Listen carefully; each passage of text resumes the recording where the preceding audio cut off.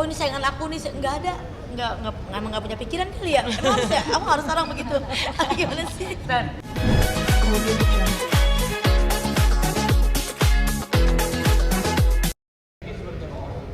Apa kan?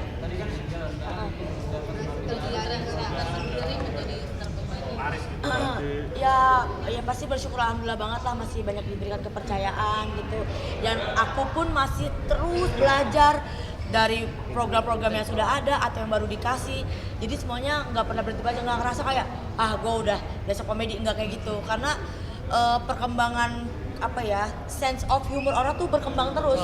Mungkin jokes tahun 2000 itu lucu, sekarang belum tentu gitu kan. Nah, tapi ada juga yang mungkin masih bisa dipakai, masih bisa kita kembangin. Nah, itu yang membuat aku jadinya merasa di dunia ini sampai kapanpun, di dunia entertain ya, maksudnya nggak akan pernah berhenti buat belajar dan juga mengembangkan potensi yang aku punya. Tapi kan para sinetron sekarang banyak yang lari ke komedi.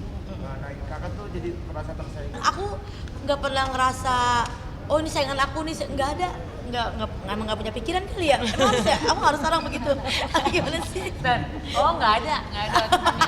Emang kosong ternyata, nggak ada sama sekali bang, nggak ada kepikiran siapa pesaing, nggak ada. Tapi menurut kamu Kak Enjo udah lucu belum sih, maksudnya dari segi komedi? Jujur ki. Enggak, lu lucu ya. Dia lucu banget tau, karena yang aku tangkap gini, Kak Angel juga tipikal orang yang cepat belajar. Kan programnya kan gak cuma sama aku kan, tapi di banyak program pun dia udah mulai lucu-lucu terus. Dan ilmu-ilmu yang di sana tuh diserap sama dia dan dibawa, dikembangkan lagi di Planet itu kayak. Jadi aku juga belajar sama dia. Oh iya ya, itu kan bisa digituin ya gitu. Jadinya ngerasa ada sesuatu hal yang pasti baru dibawa sama Angel Karamoy, bisa aku serap. Mudah-mudahan apa yang aku bawa juga bisa diserap sama Kak Angel gitu. Kak Angel kan sekarang udah lari ke komedi nih. Ada nggak fans-fans yang tiba-tiba ketemu kakak bintang lucu gitu atau gimana mungkin? Kan kadang ada aja kan, takutnya kan kita nggak tahu. Angel lucu nih gitu ya. Tolong dong gitu.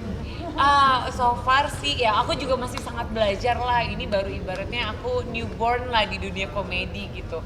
Jadi memang aku masih banyak belajar. Tapi kalau tiba-tiba fans datang, Kak Angel foto, ngelucu dong ya, enggak sih, enggak ada sampai yang kayak gitu.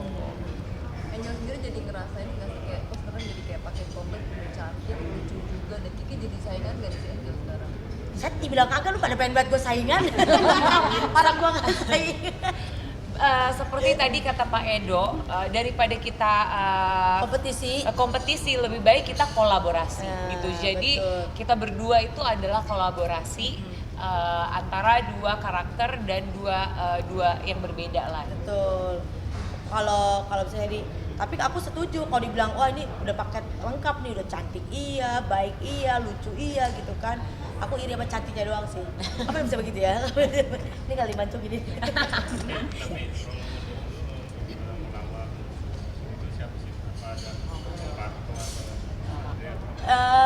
Kalau di stand up komedi, jujur aku selalu bilang dimanapun itu dulu adalah kiblat aku Panji Pragiwaksono.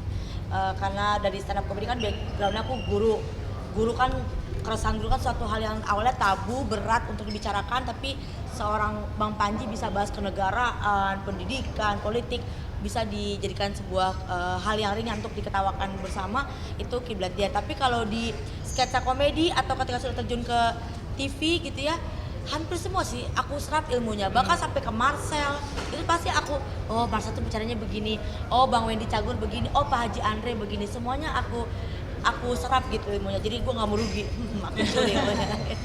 Semakin sini makin susah mesti buat ngasah jok-jok lu gitu. Sementara kan program reality show juga banyak juga nih. Sama semua lagi Kak temanya. Kalau misalnya kita nggak mau belajar ya, kita nggak mau ngasah kemampuan kita, pasti akan stuck.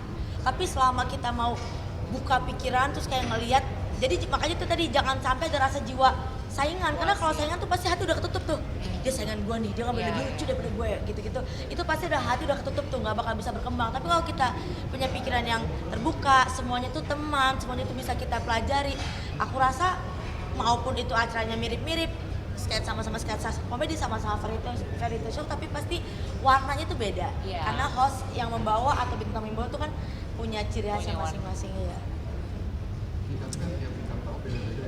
Ya.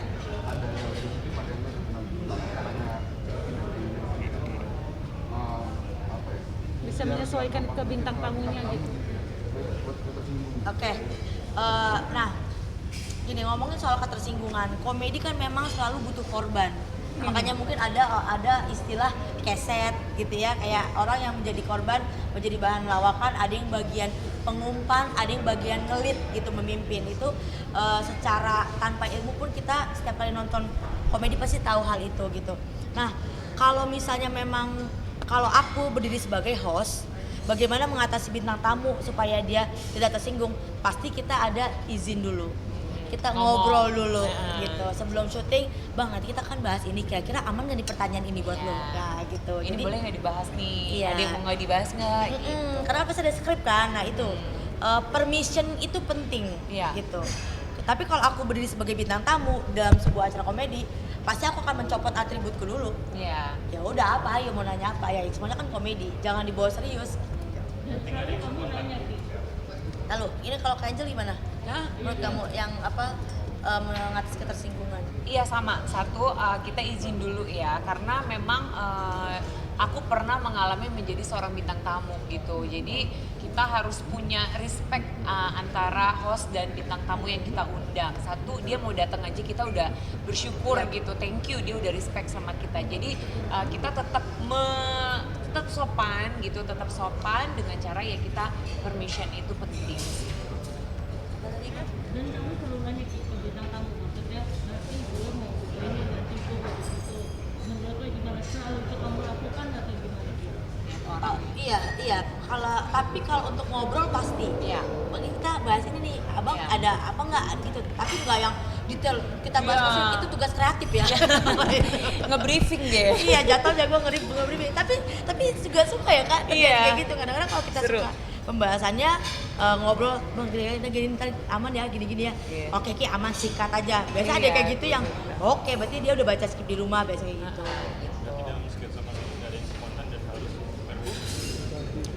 Untuk talk show harus permission. Kalau sketsa beda. Kalau sketsa komedi yang mana dulu nih? Kalau misalnya pasti ada briefing ya. Kalau kita mau ada janjian buat ngelawak, biasanya janjian. Atau misalnya kayak kayaknya ini kurang asik nih, kita ganti aja gini gimana? Iya. Gitu. Ngobrol lah yang Bedah paling penting. bedah skrip. Jangan sampai ada bintang tamu kita cuekin gitu kan. Jangan sampai itu begitu. Kita nggak sapa. Itu kan tadi kita harus respect. Kita respect.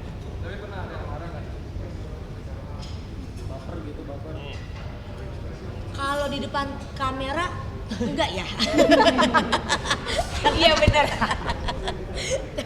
Pas di belakang. Setelah Rasul kayak maaf ya tadi, apa-apa, aman. Santai. Bahkan kita nggak ada yang tahu ya, hati seorang kita ada yang tahu. Tapi alhamdulillah sejauh ini sih aman ya. Aman ya, nggak ada pun sih, gitu. nggak ada yang marah.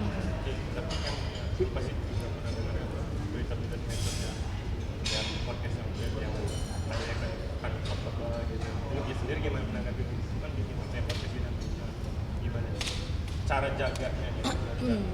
Yang tamu pas udah selesai dari dulu komentar Komedi ya. gimana? Iya ya, aku ya balik lagi ke persona masing-masing, nggak tahu ya, itu kan ketersinggungan, mungkin ada hal yang kelewat, miss gitu ya, mungkin maksudnya Canda. pada di saat itu, di momen itu mungkin ngerasanya kayaknya aman nih untuk dibicarakan, tapi ternyata pada saat udah sampai di tayangan di netizen nyampenya beda, itu tuh nggak bisa dikontrol kayaknya. Kalau gitu udah tinggal minta maaf aja ya. Tinggal minta maaf. Jadinya bisa jadi pembelajaran, bisa jadi edukasi buat kita host. Nextnya ini Nggak boleh hati-hati gini. ya, ini hal yang sensitif kayak gitu. Kalau berita Angel Yang mana sih? Yang mana sih? Iya, Ih, gua nggak belum tahu itu gue. siapa berarti belum Nah itu hanya mau Om Ded dah. Kita nggak tahu, iya nggak tahu. Gitu. Lu pernah nggak sih maksudnya ketika di tangan itu bintang tamu ini, tapi lu langsung aduh kayaknya dia nggak bisa dirawakin gitu, dia nggak bisa disanain, itu pernah ada di posisi itu nggak? Tergantung di acara apa ya. Kalau misalnya emang tujuannya talk show, ngobrol siapapun orang bisa ngobrol. Sependiam-pendiam orang pasti bisa ngobrol gitu. Cuman treatment biasanya. Kalau misalnya diskusi kita sama kreatif tuh pasti ada. Kak ini kayaknya terlalu dipaksakan nih, ini janganlah gitu. Kayaknya ini terlalu sensitif. Itu pasti ada pertimbangan kita untuk diskusi sama tim kreatif. Kalau kayaknya ini nggak bisa dilawakin deh. Kayaknya nggak gitu kalimatnya. Gitu. Oke, aman? Soal roasting sendiri kadang-kadang berdampak nih ke fans kayak kemarin, kamu sempet ngerasa kayak trauma atau menjadi lebih berhati-hati atau gimana sih? Lebih trauma gagal nikah sih aku ya. Kalau ya itu balik lagi ya, ketersinggungan. Kadang-kadang orang yang nggak tersinggung, fansnya tersinggung gitu kan. Kadang-kadang nggak bikin trauma sih sebenarnya, selama aku dengan objek tuh baik-baik saja. Mau itu sama menteri, sama pejabat, orang kan bilang lu tega banget, kamu lu tajam banget gini-gini. Lah awang aku sama bapak ini baik-baik aja, lo aku ngumpul bareng, misalnya makan bareng gitu.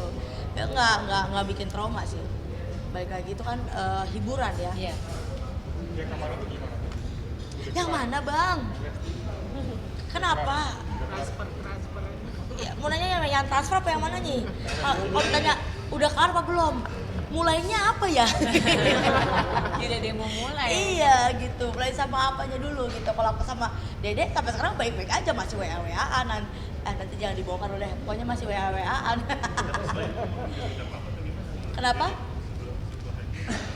Ada komunikasi kita berdua, maksudnya kan aku takutnya nanti dari netizen ini menggiring opini apakah benar apa yang disampaikan sama fansnya adalah membuat Dede menjadi apakah semarah itu, apakah tersinggung, apakah seperti yang dirasakan sama fansnya gitu kan. Jadi ya pasti ada komunikasi aku sama Dede dan baik-baik saja. Ternyata Dede pun kayak enggak lah gitu, ya biasa aja gitu.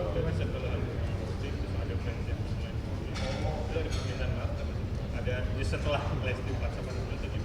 Ya justru ya karena aku sama Kak Dede masih komunikasi gitu, jadi kayak ya kan ibaratnya gimana ya, gini deh, kalian tuh sama ngeliat sama seperti orang-orang di politik di atas sana, fansnya kan ini berantem, ngojek ini berantem, sebenarnya yang di atas tuh kayak baik-baik aja gitu. Kadang-kadang kalau ditanya aku sama Dede permintaan maaf itu, komunikasi kita pasti ada gitu, selalu ada, bahkan selalu.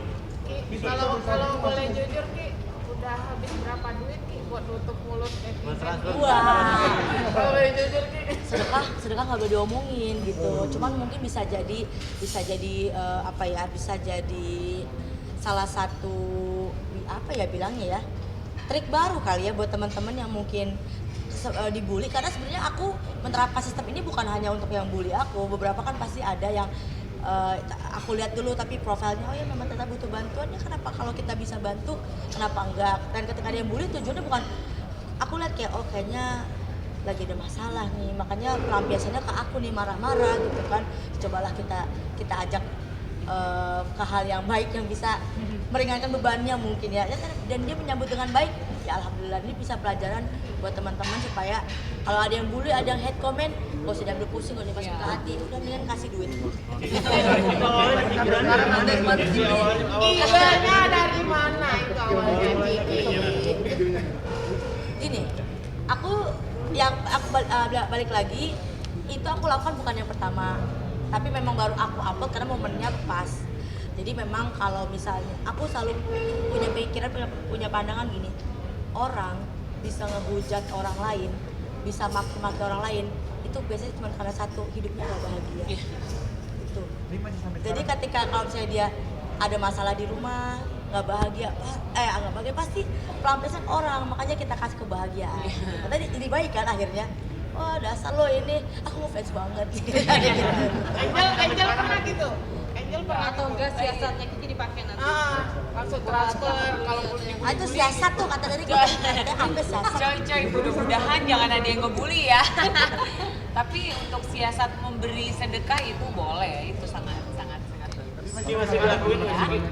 Ki masih ngelakuin nggak sih? Malah jadi ngebully terus nih. Oh bukan, sedekahnya dilakukan apakah harus itu kewajiban bagi siapapun kita yang mampu, tapi bukan momentumnya harus dibully dulu baru sedekah, enggak.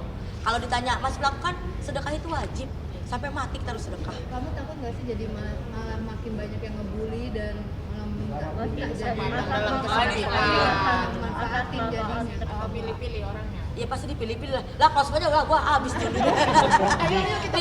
ribuan orang. Sorry ya. Kalau amit-amit juga ada dilaporkan kan karena dengar pengacara. Nanti lah dengar perkembangannya gimana, kita nggak tahu amit-amit gimana responnya. Apa aja yang dilaporin bang? Misalnya. Enggak lah. Pertama apa yang dilaporin gitu, karena tidak dalam apa nih, pasal apa gitu. Kalau aku tanya balik, kira-kira apa yang mau dilaporin gitu kan. Karena kan di situ tidak ada unsur fitnah, tidak ada apa dong ya, aku bingung juga di pasal mana nih gitu. Yang kedua, aku percaya Dede pasti Lesti ya, maksudnya ataupun misalnya kan sudah bersama Bilar gitu, pasti tahu apa tujuanku bicara itu tidak ada menyakiti hati, tidak menyinggung hati, dan sudah terbukti gitu di komunikasi kita, jadi enggak lah. Oke, untuk clearnya nanti diajak Dede ke podcast ini. Dede, Boleh. ada Boleh kalau ada season 2 ya.